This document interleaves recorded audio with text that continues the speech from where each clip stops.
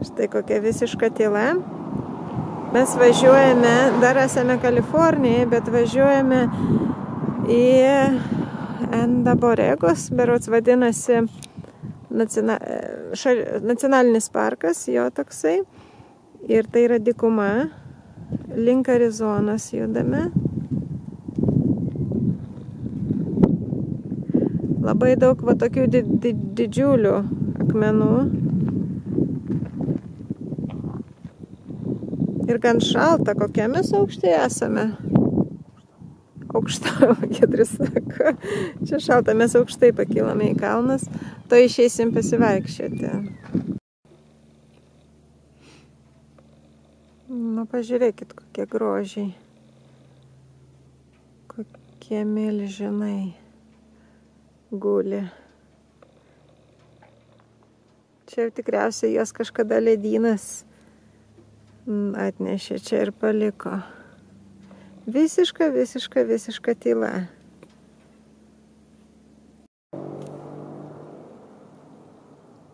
Pažiūrėkit, kokie kaktusai. Va tie apvalūs, kokie gražus. Ir va tie tokie ilgi padarai.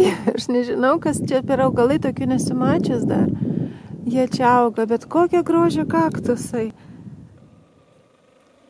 Štai aš pritraukiau juos iš arti, kaip jie atrodo.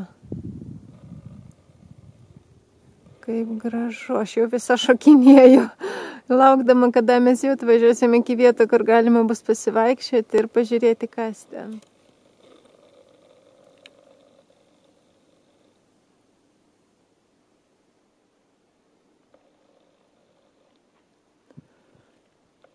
Ten apačiai matosi ir gyvena žmonės, kažkokie kaimai.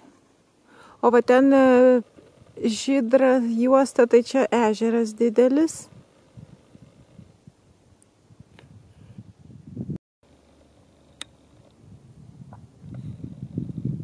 Na va šitas augalas toks įdomus, jis maždaug kaip 3 mano ūgiai. Aš aišku neaukšta, bet vis tiek.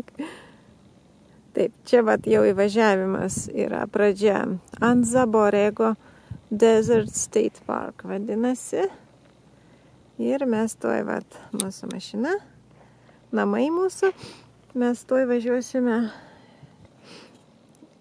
apžiūrėti ir pavaikščioti. Na va, kaip atrodo ta dykuma.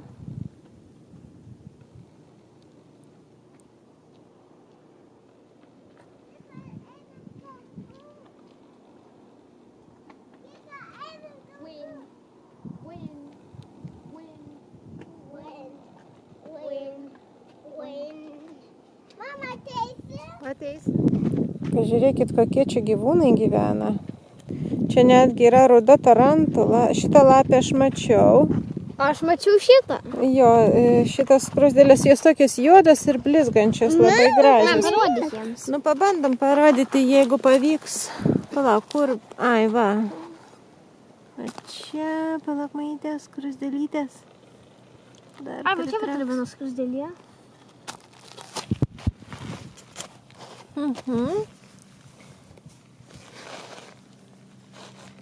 Palauk, ar aš ją dabar... Čia dar viena greitai bėga. Taip, jos tokios labai juodos, ryškiai juodos, net blizga. Tokios kaip... Va, dar čia dykumo yra tokios skulptūros. Matosi, va ten iš pritraukiau. Va ten didelė gyvatė, pusiau po žemė.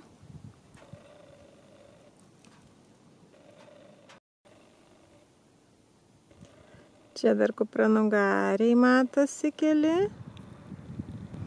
Na va, priejau prie vienos. Aš negaliu suprast, kas tai. Žiūrėkit, kokie nagai. Aš galvoju, kad čia 2 galvės patras. Ne, čia yra... Čia yra 2 padarai. Čia turbūt yra vaikas antras ant nugaros mamai gal. Taip, tikriausiai. Iš ko jis padarytas? Pažiūrėsim. iš metalo. Visa tai yra iš skardos tokios. Ir aišku, tai yra viskas surūdyję, bet labai gerai įsipaišo į dykumos spalvas. Čia dar vienas eksponatas. Kas jis toks? Panašus padaras kaip ir tas buvo. Tik gulintis, nelabai laimingas atrodo. O čia dar vienas padarėlis.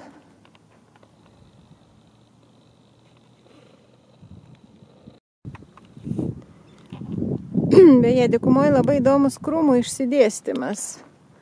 Yra visur smėlis ir krūmai. Matot, bet atrodo, tarsi tie krūmai, tarsi jos kažkas būtų specialiai susodinęs vienodais atstumais vieną nuo kito. Kaip kokiam šilauogių kokioj fermoj, bet žinoma, niekas jų čia nesodino, jie natūraliai užaugę. Tikriausiai yra tiesiog išlikimo būdas toks. Reikia tam tikros erdvės augalui, kad užtektų vandens tokiom sąlygom dykumos. Ir jie išgyvena tik tie natūralios atrankos būdu, kuriem pasiseka tam tikrų atstumų nuo kitų atsidurti.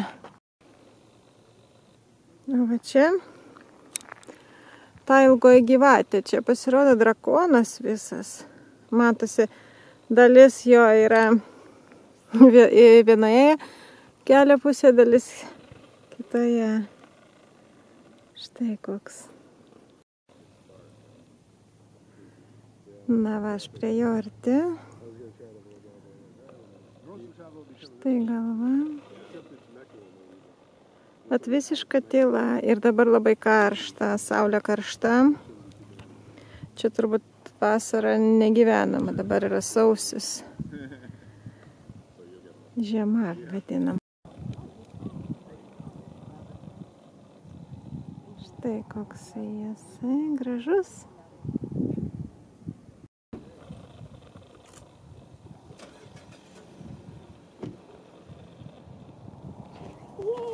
Nuvažiavom toliau Arizonos link ir čia yra, tai pamatysit. Gerai, nusileiskim. Didelis ežeras. Nereikia su basutėmis gerai leistis. Didelis ežeras, kuris yra sūrus. Jis vadinasi Salton Sea. Ir pažiūrėkit, kokie pelikanai, kokie gražuoliai. Kokios spalvos. Taip va, kaip jie gražiai nutupia. Gražu. Žiūrėk, Kristoferi, kokie pelikanai. O kokios yra spalvos gražios. Dabar yra saulėlydis jau.